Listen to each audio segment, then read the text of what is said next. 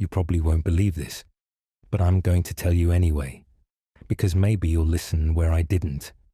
If there's anything to take away, anything at all, it's this. Never stop at this gas station. You think you know the type, I mean. Deserted forecourt, buzzing lights, an attendant who looks like he hasn't blinked since last spring. Number. That's not it.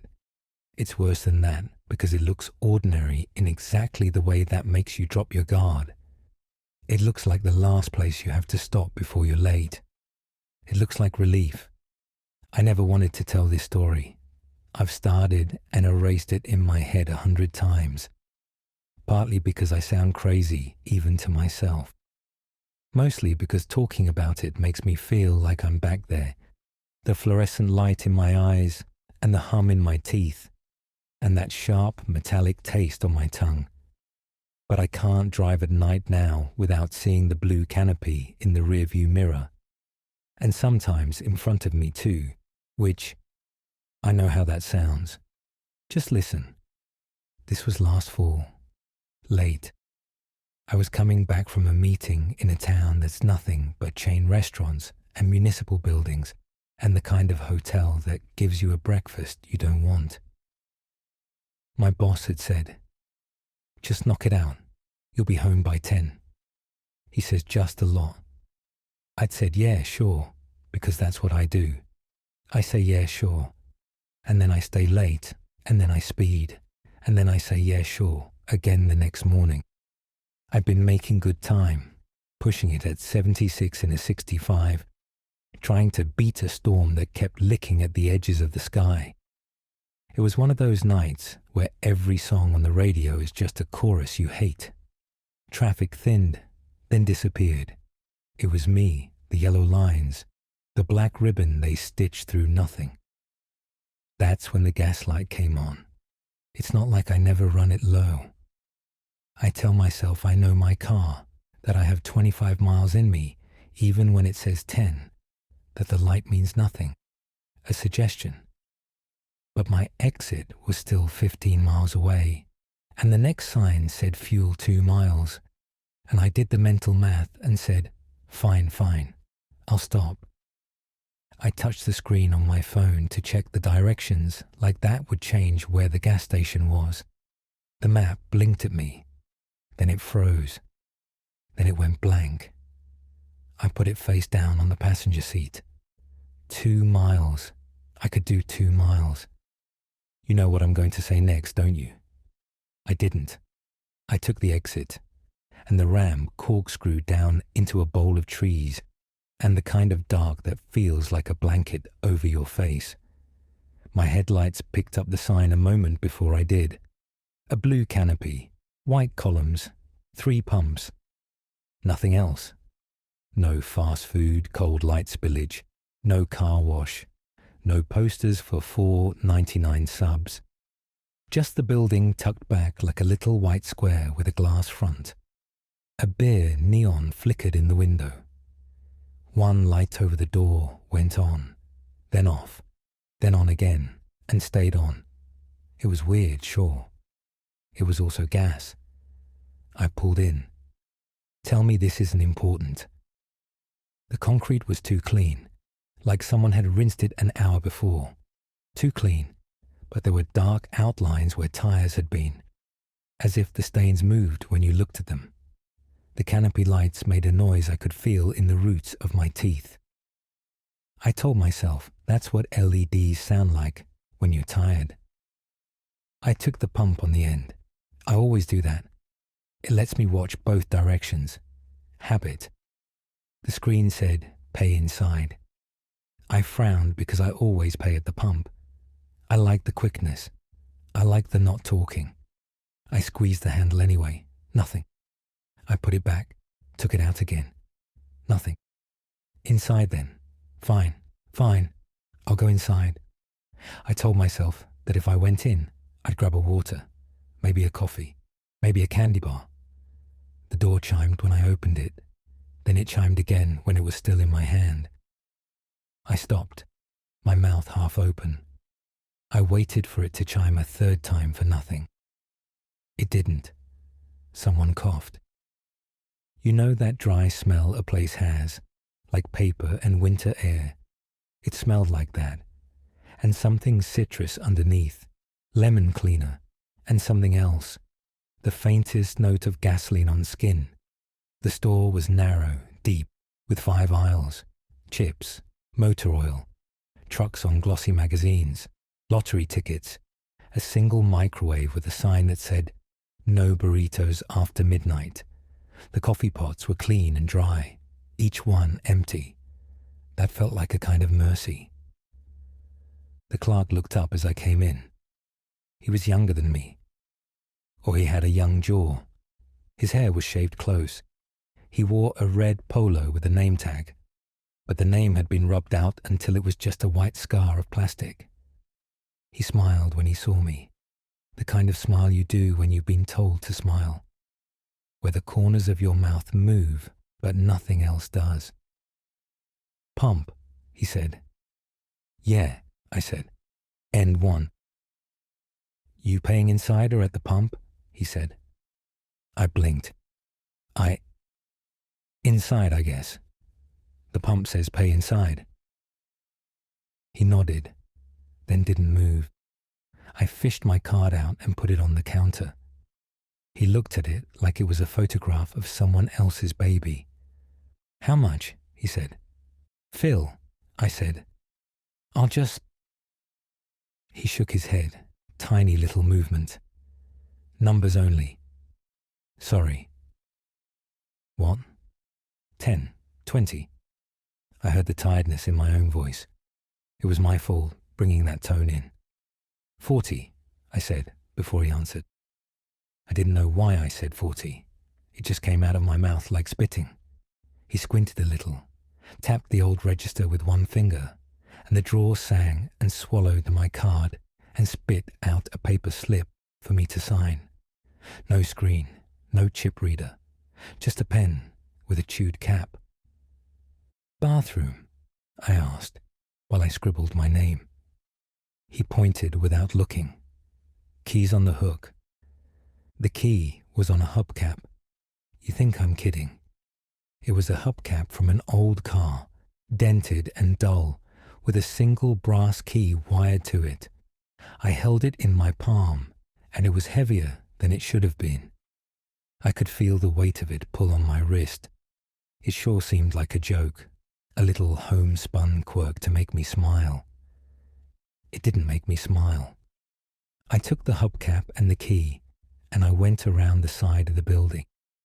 The wind came up once, sudden, as if someone had opened the door to the sky. It had been quiet before. You don't notice the absence of wind until it arrives, and you hear the leaves say each other's names. I shivered. The bathroom door was metal, painted light blue, and someone had scratched lines into it. Not words, just lines, one on top of the other, grouped in fives like someone counting to themselves and losing track. I put the key in, and for a second I thought it wasn't going to turn, the resistance like a hand. Then it went. The door opened on a light that came on 2 seconds after it should have. The sink was one of those troughs with the motion sensor that does or doesn't read you like a priest. I looked at my face in the mirror, and I saw it look at me, a half-beat late, like far away, like on a screen. You're waiting for me to tell you blood ran down the wall or a thing crawled out of the drain. It would be better if I said that. It would be simpler. Number, clean, white tile, lemon. The handdryer coughed and then died. On the back of the stall door, there was a sticker with tiny writing, warnings and numbers. You've seen this sticker. It's on the back of every bathroom door. Somebody had... No, not somebody. Because I knew this handwriting. I recognized it before I understood why. 3 words, written in black marker, pressed hard so the ink bled. I know how I write when I'm tired and rushing and my hand hurt. It said, "Do not stop." My stomach did something small. I reached out to touch it like I could make it not true. The O in not had a break at the top, just like I do. I looked at the jagged edge, and I told myself everyone writes like that. Everyone breaks their O like that when their pen drags. I told myself none of this was new, that someone was playing a joke, that I was playing a joke. I laughed. It sounded like coughing. When I came back inside, the clerk looked up and looked down so fast it was like he'd been waiting to do both. He pushed a small paper cup across the counter toward me. No brand. White. He said, "For the drive." And his voice was careful, like he had to place each word where it wouldn't break. "What is it?" "Water," he said. I smelled it. It smelled like nothing. I didn't drink it. I set it down.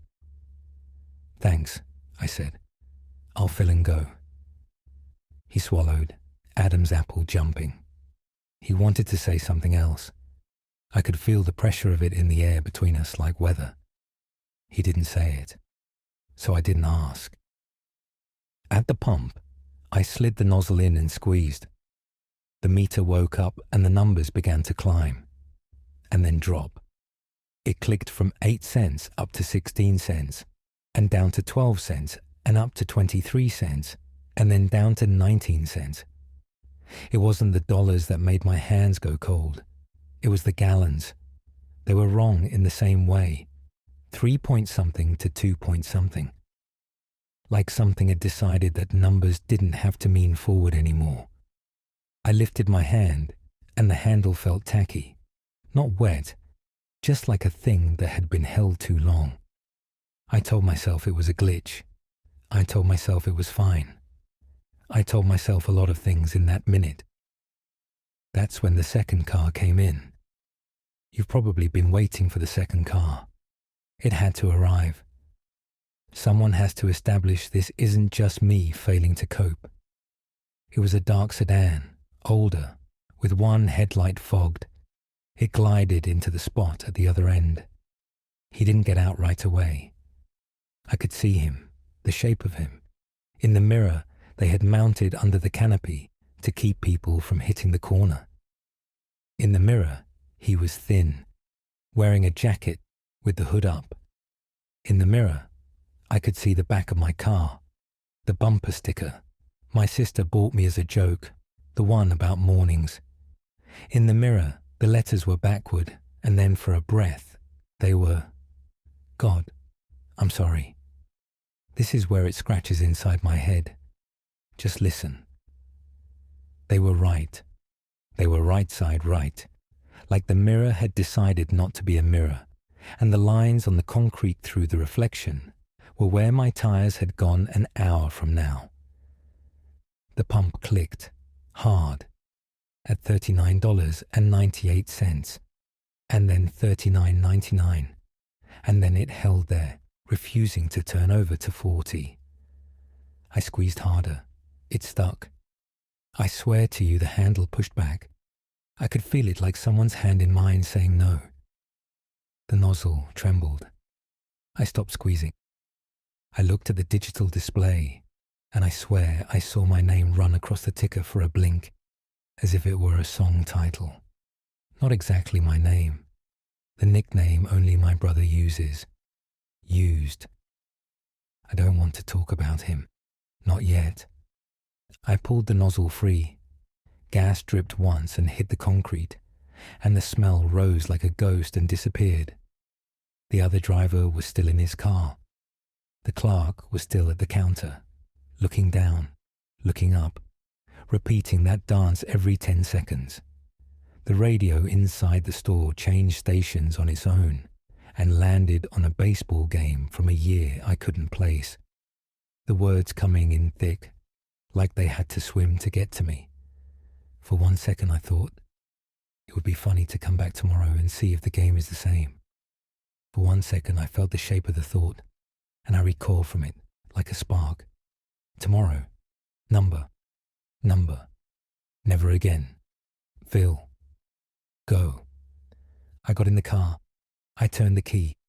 The engine turned over and caught, and for a second it sounded like purring, and for a second it sounded like grinding teeth. I backed out. I paused and glanced toward the store. The clerk's head was tilted, like he'd been listening, like he could hear what my car decided I wanted. I pulled forward. I turned right. I followed the sign back to the highway. And then I was there again.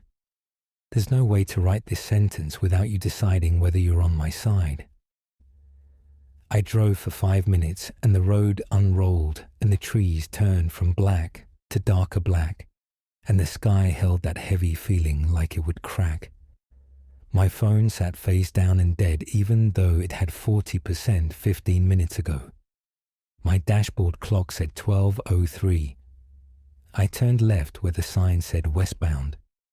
I took the ramp. The highway opened in front of me, empty. The blue canopy appeared on my right, like someone had placed it there to see if I smiled. I did not smile. I drove past the exit. I did not look. I did not look. I did not look. The gas light came on. I laughed. Not because it was funny, but because my body needed to do something to stop my mind from making a hole and hiding. I slapped the dashboard and stared into the dark. Wasn't I supposed to be free?